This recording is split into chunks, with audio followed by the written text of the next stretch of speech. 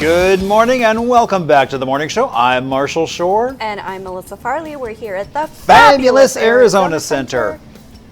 Thursday. It's almost time for the weekend. Indeed, and Thirsty Thursday. Thirsty Thursday, that's right. So, you know what I know makes you thirsty? Oh, thirsty man. for an escape? What?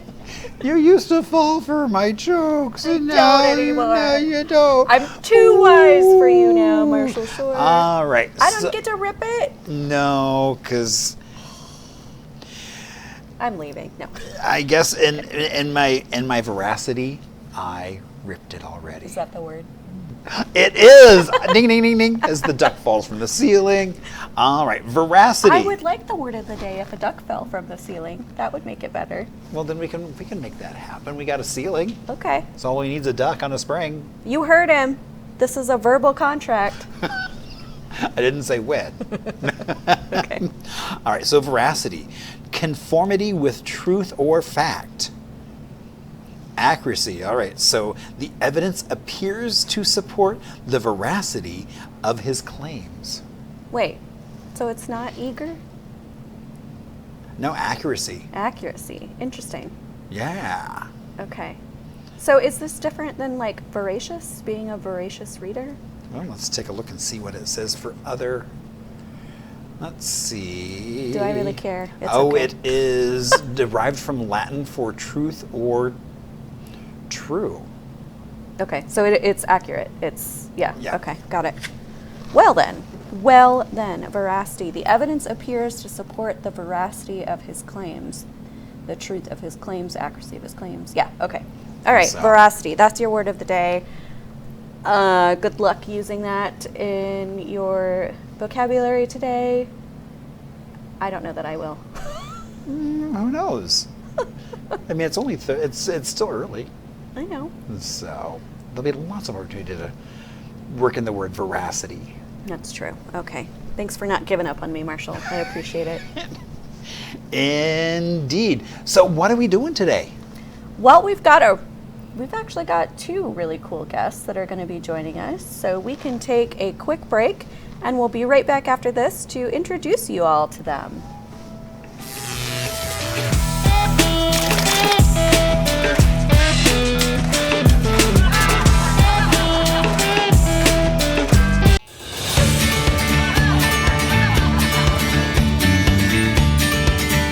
Good morning and welcome back to the morning show. I'm Marshall Shore. And I'm Melissa Farley. We're here at the Fabulous Arizona Center. And today is National Composting Day. Oh man, you gave it away. I can't keep that secret to myself. No, and we've got some folks here to talk about exactly what composting is. We sure do. We've got Tonya from Waste Not, and we've also got a JD from Recycled City. Hi, thanks for joining us today. Thank you. Hi. So talk to us a little bit about what is composting and what is the impact that it has on the environment for us? Like, just give us the lowdown a little bit. Go ahead, JD. Well, compost is decomposed organic matter. Mm-hmm. So basically anything that used to be alive can be composted. Okay. Napkins, come from trees, used to be alive, that can be composted, and then Okay. and then all food can be Okay. composted as well. And this is a resource that when we send it to the landfill, it's gone forever. And it's a really valuable resource. Yeah. So why don't you tell us a little bit about, you guys are both from separate businesses, but you work together? Correct. Yeah. Yeah, Waste Not is a nonprofit that operates here in Arizona, and basically what we do is we work with businesses, restaurateurs, and special events to take all their surplus food and deliver it to nonprofits that are feeding people in need. Okay. Yes. All right. And then you are with Recycled City. Yep. Tell me about that. So I started Recycled City here in Phoenix in 2013, 12 years ago, and we've been building our business, and food that is not shown to the public can be donated through Waste Not.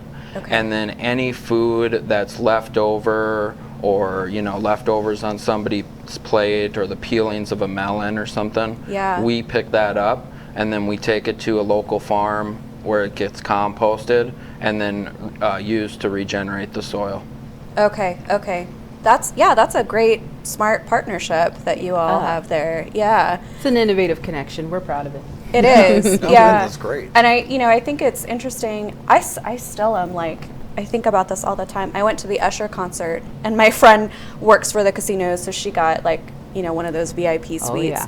And they had all this food up there, and then they like put out full serving platters, but then they stop after a certain time, and all that food like goes to waste. And I was horrified. Like I was like, Right. why do you keep refilling it then? And like, where does it go? Like it just seemed so wasteful. Yeah. Right. Yeah. The hospitality culture is definitely a industry, as you name, that really has a great role. I mean, they could. Some of them we're working with it, but really we love opportunities like this to be able to let people know that one, food waste is an issue in our community. Arizona's at the top of the list for being the worst. We don't like that, and so that's why Waste Not exists, so that we can really help to shore up that gap that so much stuff doesn't get put in the landfills and actually gets to people who need it. Are there things that we can do at a personal level, like at home, that can also, like, I don't compost, I'll admit. So maybe talk me through what that might look like, integrating composting into my life. Well, everybody can volunteer for Waste Not, It's true. right? Yeah. Right. Right. And pick up still edible food. It's a volunteer through your app, Right.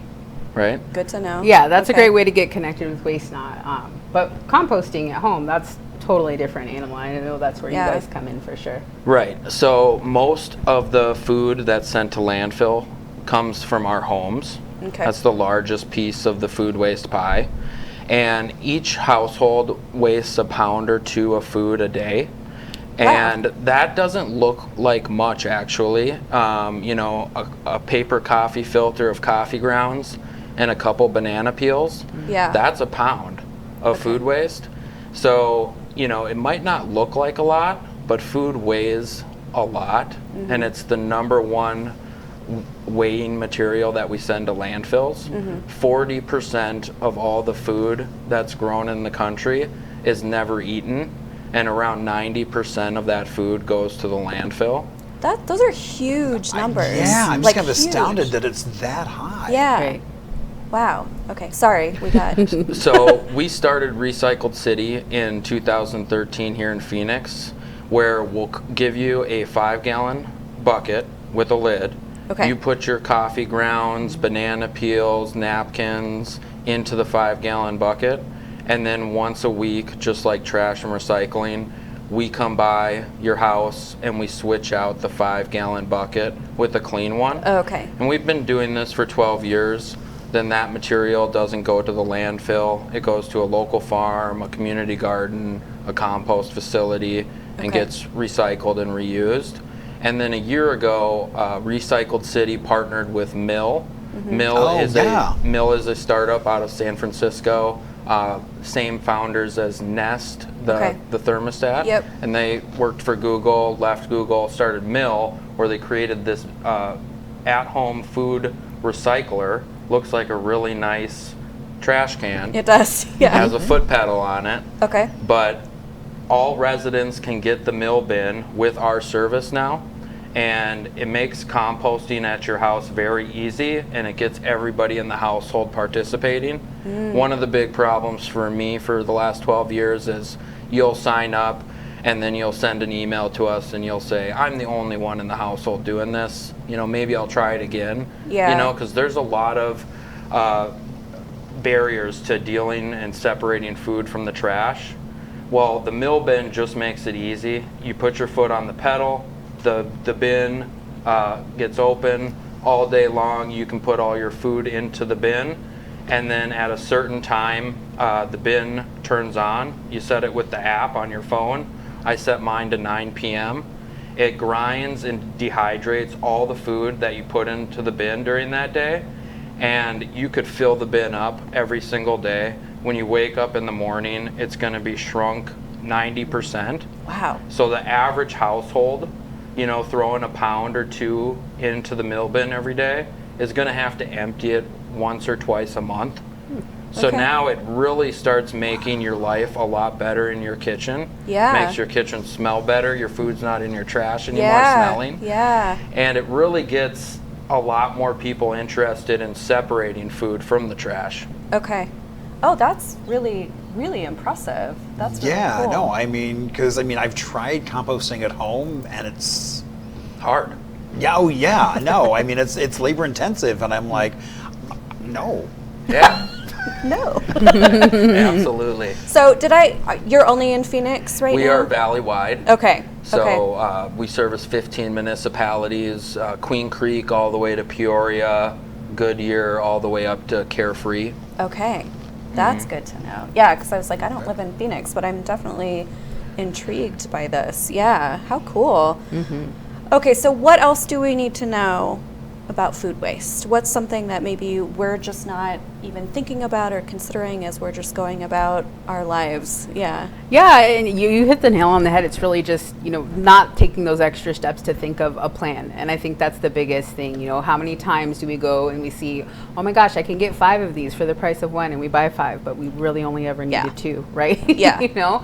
So, being smart, being a good steward, shopping, your fridge, your pantry before you go grocery shopping, having a list, and resisting the urge. I know we all love a good deal, but not to just, take advantage of a deal if you're not going to, be able to actually use that. So, or Yeah. you do have things that are non-perishable that you can pass on to, like United Food Bank, or if you know certain things that are happening in your neighborhood that accept donations too. That's a really good way to help just put the food back in the cycle, so that, like JD mentioned, it's not heading out to the landfill. It's actually being put to good use.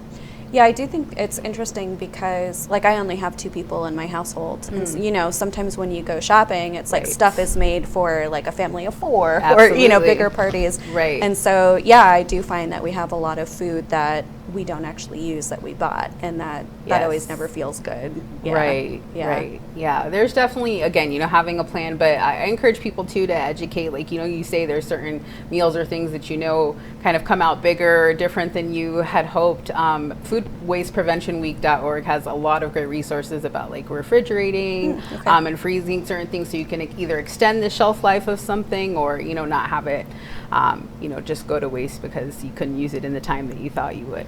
I'm always curious, how did this become, like, your passion? How is this kind of your thing? For me, I've always been a big environmentalist. I remember the city of Tempe started recycling when I was 7 years old, so we got our bin at home, and since then I've just, been somebody who's really excited and passionate about taking care of our environment. That's awesome. Yeah. What about you, JD? Well, I graduated ASU and I wanted to be a small farmer. But selling vegetables as a small farmer is very difficult. Okay. It's actually the hardest part of the farming part is selling the vegetables. So when I learned about this 5-gallon bucket business, it was popping up in every city around the country back in 2013. I said, that's how I'll sell vegetables. Who wouldn't want to buy the vegetables from the farm where their food waste goes? Yeah. That's what I said to myself. Okay. And I just started it.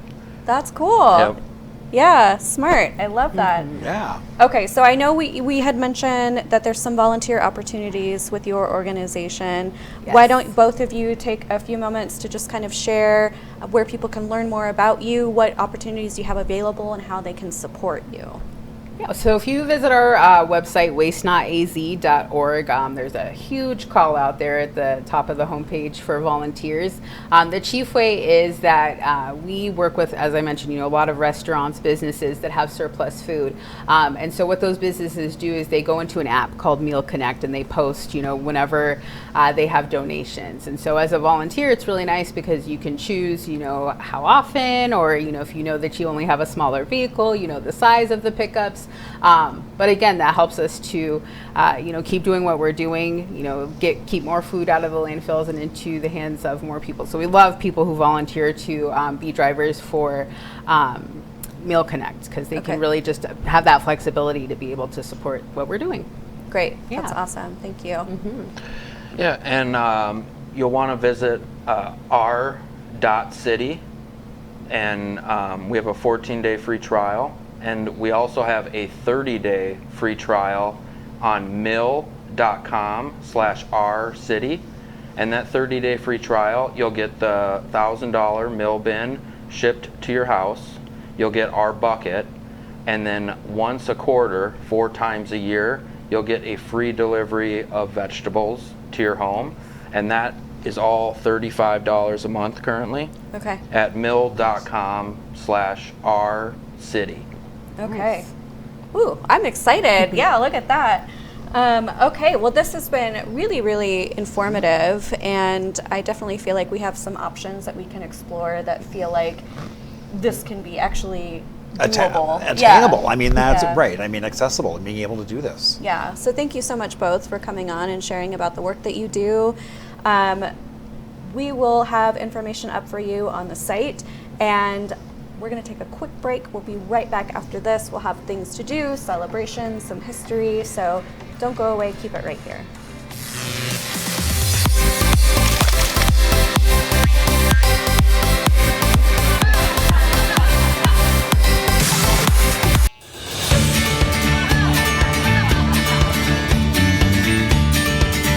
Good morning and welcome back to the morning show. I'm Marshall Shore. And I'm Melissa Farley. We're here at The fabulous Arizona Center.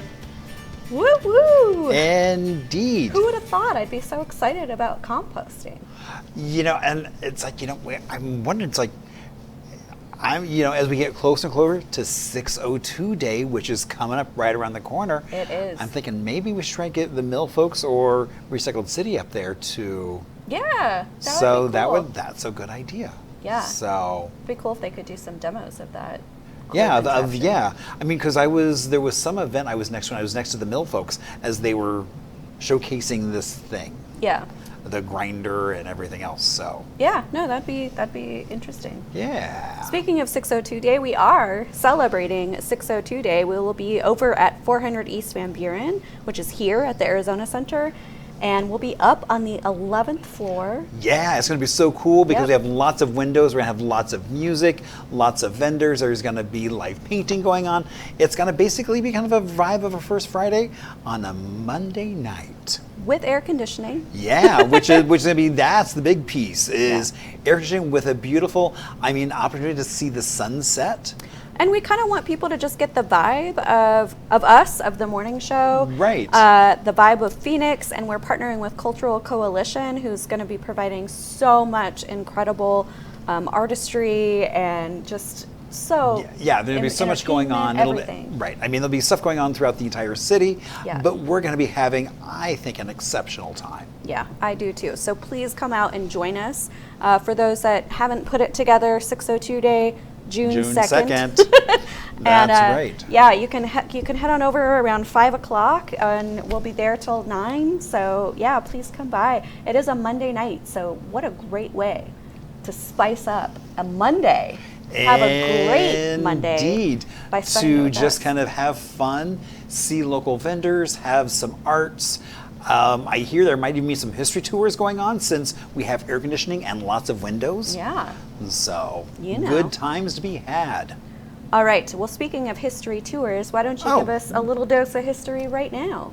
Perfect.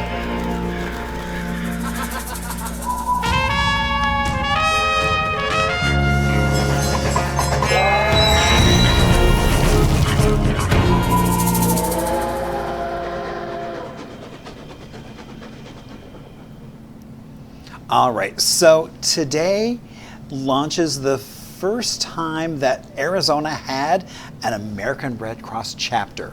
Oh, wow. Back in 1916, right here in Phoenix. And so they were really supporting, they've done a lot of different things. 1916, just a couple of years later, there was a pandemic that was starting. And so they volunteered around town, as well as relief in mining towns and native communities. Then it was like in the 30s and 40s was all about World War II and helping out at military bases. And then even through the 50s, into the 50s and the 80s, CPR training, lifeguard certification, wildfire and flood response.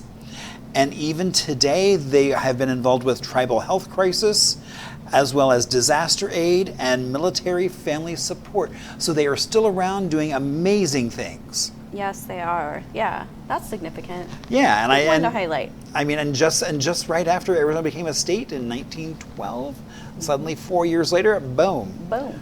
Exactly. There you have it. Well, speaking of boom, what celebrations do Oh. we have today? So glad you asked. Boom.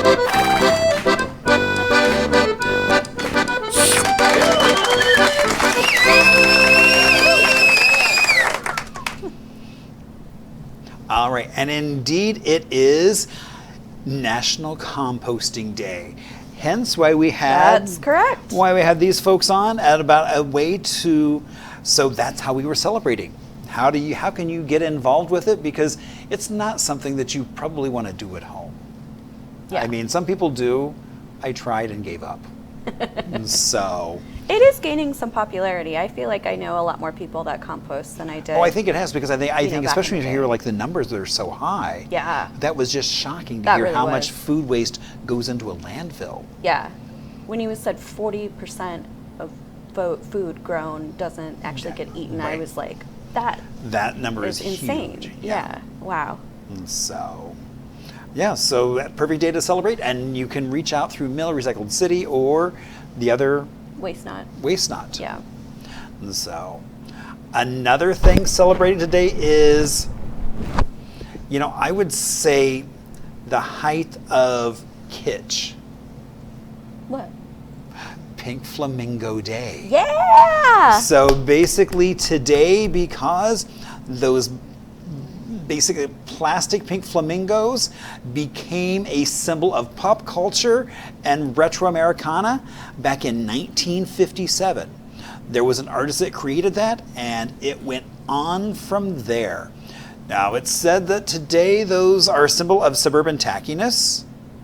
I would say suburban culture. I love it. I love how many flamingos you see in Palm Springs, but then again, I love everything about Palm Springs. Right.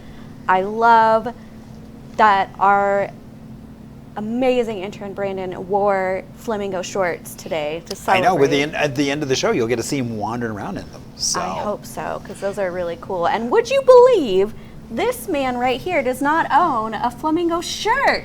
No, I have them in my yard, but but I don't wear them. Can't believe it. And I have pink flamingo lights. I have a flamingo shirt. So. I have a neon flamingo in my office. Yeah, I'm all about the. I have little flamingo inflatables that you can put your drink in. Oh, I I almost mean- got those, but I was like, I don't have a pool, so what do I need pink flamingo I don't either, but I inflatables? still got. Well, because they were pink I know, I love them and could so hold a much. beverage. I brought them over to my parents' house. They have a pool. So. Okay, there you Yeah. go. So yeah, I mean, it's a great way to celebrate by just dressing up in pink flamingos, maybe having a cocktail Yep. with your pink flamingo coaster. So, or wearing pink flamingo clothing just like Brandon did. Or at least just wear pink. True. I have 3 pink purses. I know. like I was like, Elspeth. yeah, we didn't. Nobody's dressed in pink today. I know I don't have, but I just said I have 3 pink purses, Right. so I feel a little on brand. So also today we are celebrating that humble piece of office equipment. Office equipment? No. Office implement? What? A paper clip. Oh, I was just asking for one of those. So yeah, it's like I didn't realize paper clips. The first patent was basically 1867, Okay. and who knew they were that old?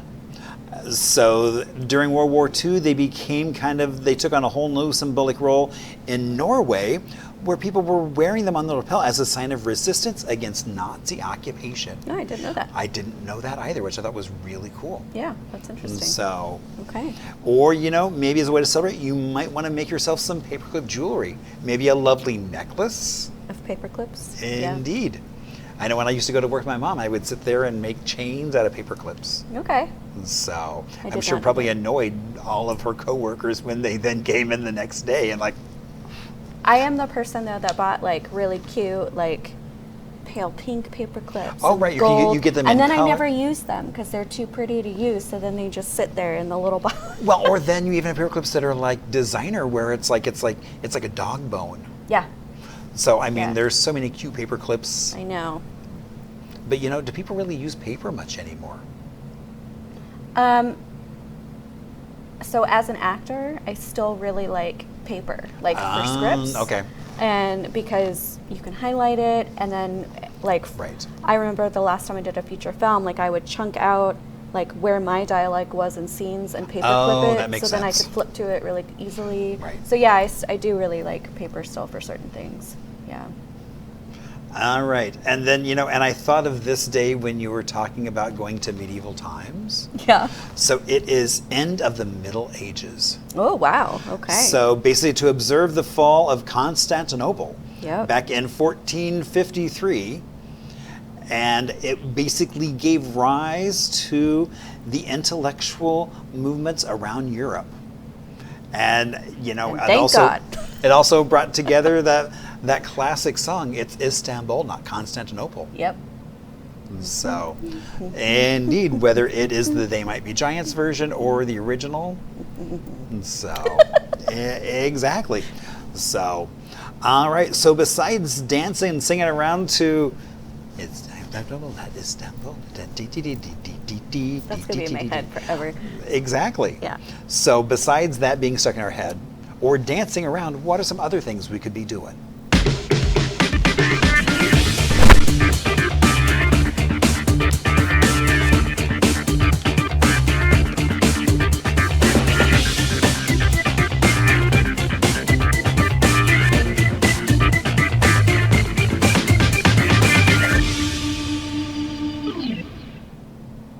As much as I love bingo, I do not like this bingo because it is country music bingo. Oh, I think I'd say naked bingo.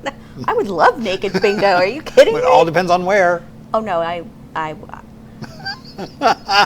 no.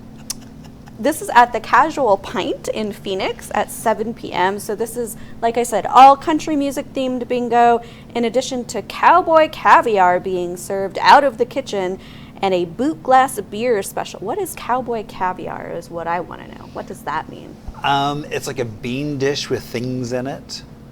So it's a dip. What's caviar about it? I think the fact that it kind of resembles like, I think it's black beans, then with like tomatoes and little bits of other things in it. Not enough to draw me in. Okay. So, It is at 7 p.m. It is a 21 plus event, and you know, I there like is how you're no saying cover. that, but what are you decked out in? No, I like country wear. I like country wear. I actually like country, like Southwestern style. I just don't dig. I've never been a country music fan. See, I like old country. Actually, in my car right now, it's like I'm like listening to the country of the 40s and 50s. Mm-mm. Not even the old classic, the good stuff. Mm-mm. I'll try it. For you, I'll try it. But I can give you some songs that I think would be like, ooh, that's kind of fun. okay, well send me a So, playlist. okay, I'll give it a okay, go. I will. All right, we've also got Guns Out, classic rock cover band at Murphy's Law Irish Pub in Chandler at 8:30 p.m. So they are basically inviting you to come dance to the best classic rock that you know and love. You can grab some food and cocktails at Murphy's Law Irish Pub. There's actually a really great menu there, so lots of good stuff to try. It is from 8:30 to midnight, and there's no cover to attend. Again, this is a 21 plus event, so yeah. I also like this one a lot just because of the name, The Princess, the Unicorn, and the Smelly Foot Troll. This is a show that's happening at Arizona Puppet Theater. It's like, I know which one you would be. Hey. The donkey? No. This is actually an early show. It's at 10 a.m. It is a funny and original musical about a princess, a unicorn, and you guessed it, a friendly troll that happens to have some hygiene issues. There's plenty of singing, sparkles, and smelly foot hilarity. This is recommended for ages 4 and up. And like I said, it's at 10 a.m., so good for the littles. It's $15 for adults. and then $10 for children, $8 for members. And this will be running through June 1st, so you've got a little bit of time to take the little ones to see the princess, the unicorn, and the smelly foot troll. I kind of just want to see it because I enjoy the name so much. Well, of course, I think that's part of the reason why they threw in the smelly foot troll. I know.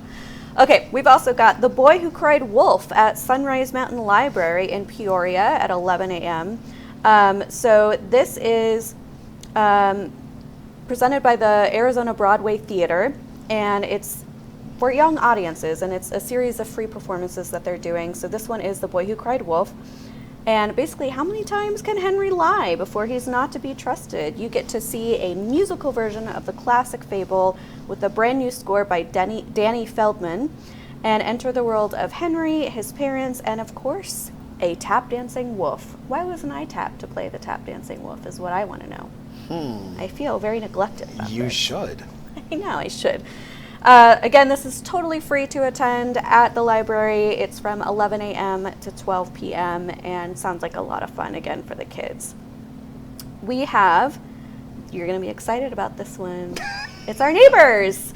It's a mask making workshop at the Arizona Center. Oh, indeed. Yep, at 6 p.m. It starts today and goes through Saturday. So you can learn how to make a mask from master sculptor Zarco Guerrero and Rachel Marshall. So in this 3-day workshop, you'll explore various techniques, gain practical experience in mask making. It all takes place at the Mask Alive Art Collection Gallery. You'll be able to work surrounded by hundreds of pieces made by Zarco, and participants will walk away with a custom mask that is molded from their own face, and the ability to join a group facilitated by Rachel to further your creative journey. So again, this is from May 29th to June 1st. It's from 6 p.m. to 8 p.m. each day, and it's, get this, it's only $58.90 to do that workshop. I mean, and what an amazing time it would be. Yeah, it's Yeah. such a blast. It's such a cool space. Zarco really is a master. Like, they're not just saying that. No. Like, Right. he's a master at what he does. So we love it over there. They're actually right across the way and downstairs from our studio. And Yeah, and Cultural heavily involved- Coalition will right. be joining us on 602 Day. So yeah, such a So it's like, great you know, event. it's like if you go to the workshop, then the next day you could come in and bring your mask. You totally could. Yeah, yeah. Okay, so thank you so much for joining us on this day. Yeah, on Thursday. Thursday. Yeah. I know, it's been a fun day. And if you are at all interested in kind of starting your compost journey, we hope you'll look up and support the guests that we had on earlier with Recycled City and Waste Not. If you do want to share some stuff with us, events, things you're celebrating, shouting out people that you love or just want to recognize, you can email us at hello@onthemorningshow.com Or Instagram on The Morning Show. That's right. So we'll be here with you for a fun and fantastic Friday. We can't wait to see you bright and early in the morning. Goodbye. Bye. Goodbye.